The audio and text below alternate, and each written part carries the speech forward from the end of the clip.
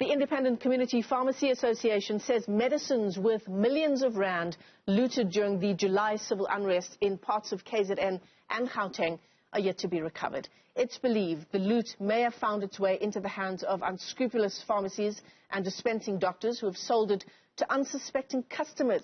So far, 50 pharmacies have resumed full operations, while 11 remain closed. We're in conversation now with the CEO of the Independent Community Pharmacy, Jackie Maimin, via our video link. Jackie, it's great to have you with us on the show this morning. I mean, the problem here really is twofold. It's the millions of rand lost, but more than that, the medicines that were stolen may have found its way somehow into the hands of these dodgy pharmacists. Well, we don't know if it's in the hands of dodgy pharmacists, but yes, there is serious concern that there's these millions of rands worth of medicines, and I mean, really a fraction has been recovered. And these were highly scheduled medicines from Schedule 1 right up to Schedule 6, which are the habit-forming drugs. And yes, we don't know where they are. It would appear, and this is pure speculation, but it would appear that there was something else going on aside from looting when people went into pharmacies and stripped the dispensaries of all of their medicines. And one does wonder, what is happening to those medicines? Where are they? So what comes to mind for you? What's the worst case scenario of where these, as you say, very high schedule medicines are ending up? Well, you know, we do know that, for instance, the codeine problem. So you'll know that there was quite a highlight on the abuse of codeine-containing cough mixtures here in South Africa. But in fact, it goes across our borders. Now, codeine is actually banned in a number of countries north of South Africa, and yet these cough syrups were finding their ways right up as high as Nigeria. And so a big concern is that perhaps these medicines have gone across border to unsuspecting people being sold on as, you know, just in the hands of lay people. We are really, really concerned. I mean, scheduled medicines should only be prescribed by a doctor and dispensed by a pharmacist to a named patient. When medicines are in the hands of lay people, people that don't understand them, we don't know what they're being given for. As you say, they could be sold on to unsuspecting people.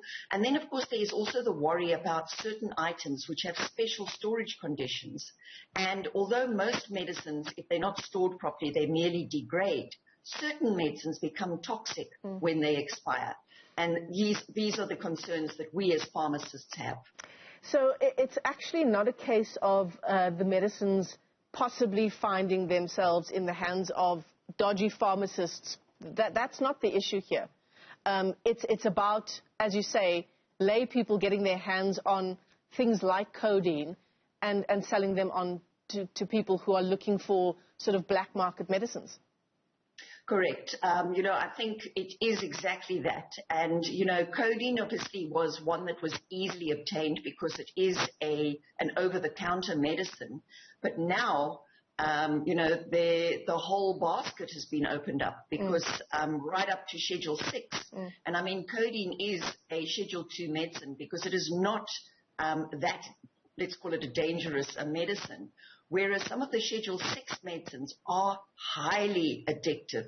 And many medicines, for instance, your oncology medicines and what have you, can be toxic if not taken correctly. And so, yes, this is our concern. Millions of rands worth of medicines which were meant for patients that needed it, that are now in the hands of lay people and are perhaps being given to people who don't know any better. So the number that I have in front of me is 53 million rands worth of looted medicine, and I mean, essentially it remains unaccounted for. Correct. The information I have is that very, very little medicine has actually been retrieved. I know of some cough syrups that were retrieved, but really the medicines have just disappeared into thin air. And of course we know that's not the case. This was a lot of medicine, and where is it? Is there also as one of the consequences of these medicines being stolen, are there any cases where people are actually without their medication, people who, as you say in the case of, say, cancer patients, who are without their medication because of the looting that unfolded in July? Well, certainly in July, there were shortages. I mean, I know that during the riots, even some of the hospitals were struggling to get oxygen for their COVID patients. So certainly in that small window.